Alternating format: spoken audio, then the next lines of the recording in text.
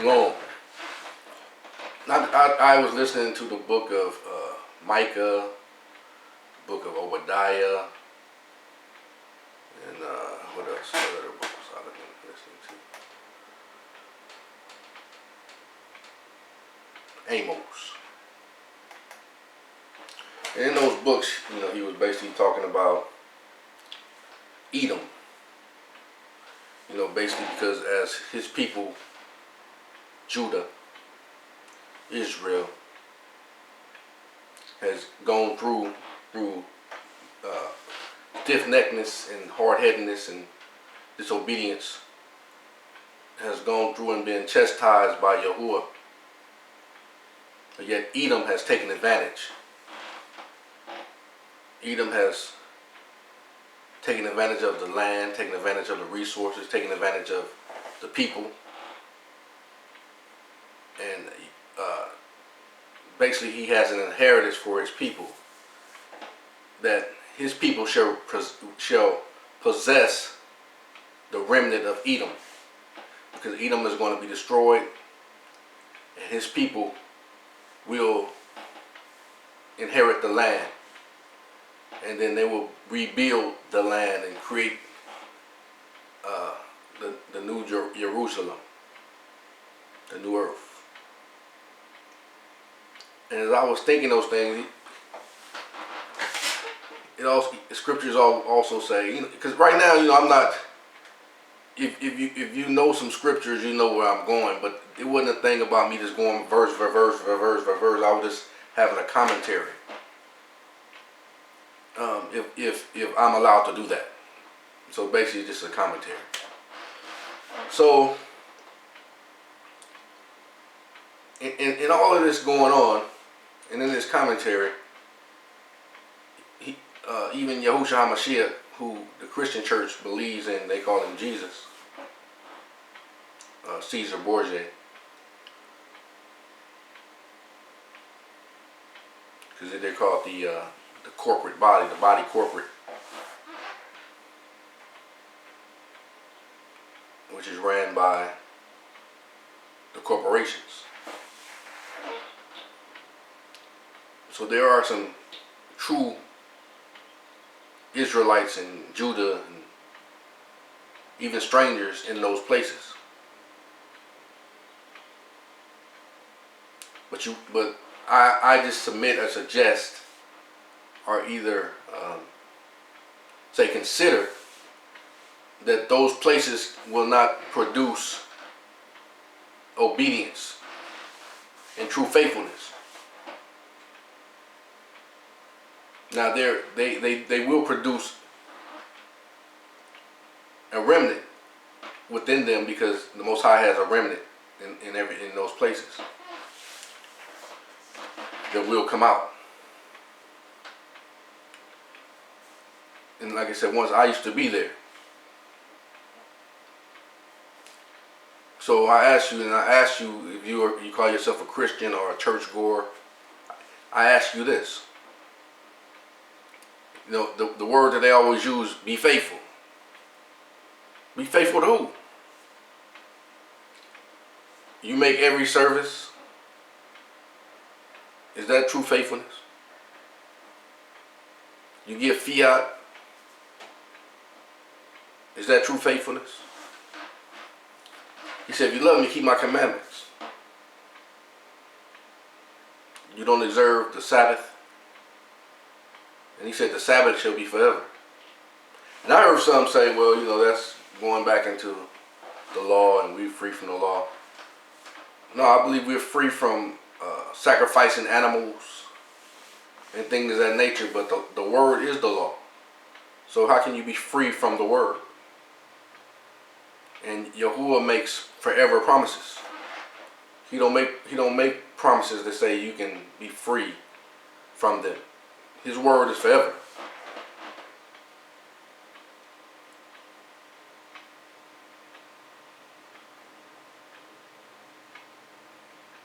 So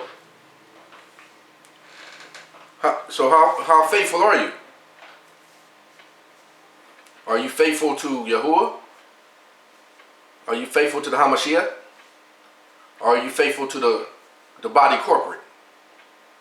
Where you have to make every service. You have to give fiat to show your faithfulness. Where you have to exalt man. And then in order for you to even prosper in that environment, you must be chosen by a man who said, yeah, they're faithful. I support them in coming up through the ranks. Whose ranks? Did Yahuwah or did the Hamashiach choose you? Or were you man-made? Or were you appointed by man? You can't speak to this brother because the rest of the congregation in that corporate structure don't approve of that brother or that sister. So you can't be seen with that brother or sister. You might say hi on the down low, but you make it obvious to that brother or that sister that, yeah, we don't speak to you because you don't really submit, and you're not faithful to our approach to what we want. Who are you faithful to? If you love me, keep my commandments.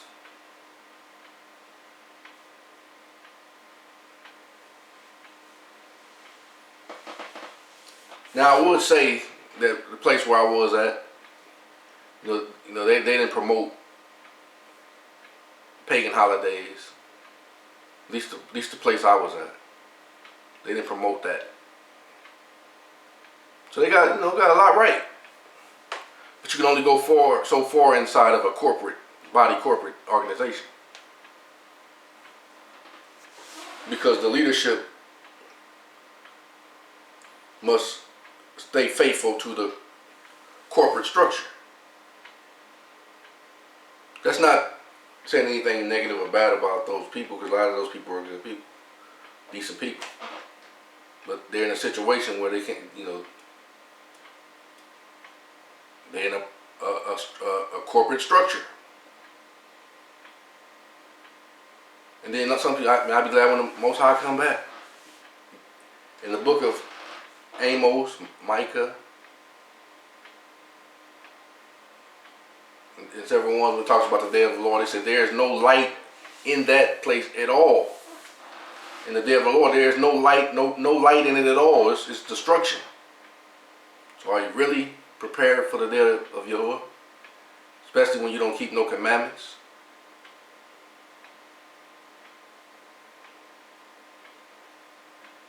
You're faithful though. You come to every, and I'm not talking bad, because I used to be there too. But you make every service, sick, whatever, you just still show up. Give all your fiat. I should do the same thing, and I've done it. You're saved by grace though. Whose grace?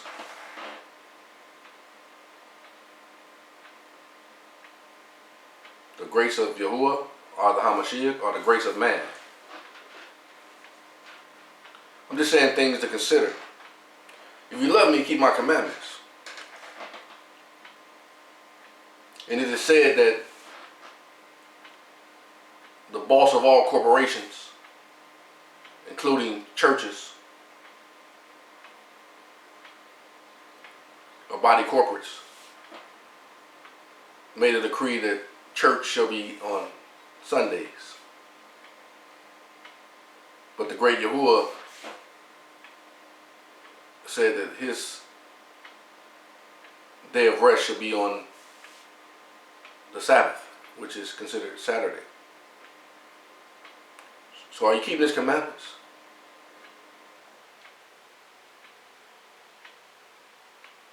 So how faithful are you?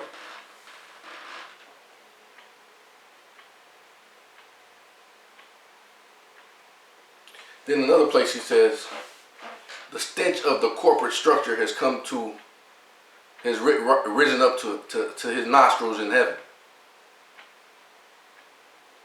And then in Revelations 20, I have it over there, but it's basically what he says is, And I quoted a lot, but I don't have it in my head right now. Let me see if I can find it. Because I know you like scriptures, and that's right. You should do that. Let's see.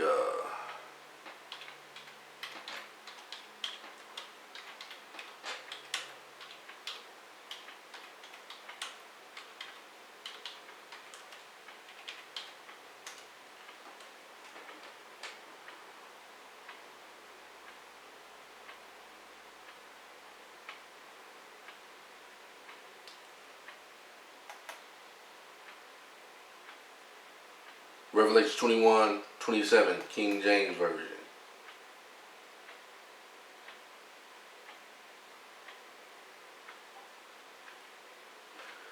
He says, and this is the New Jerusalem. This is where the Father and the Son and the true people are.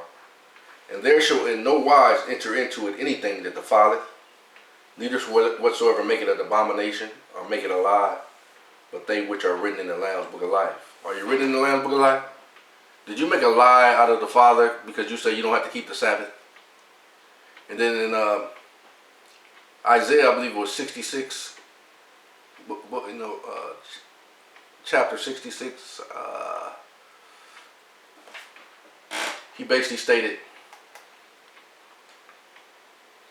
that the new moons and the Sabbath, basically, they're going to still be keeping that.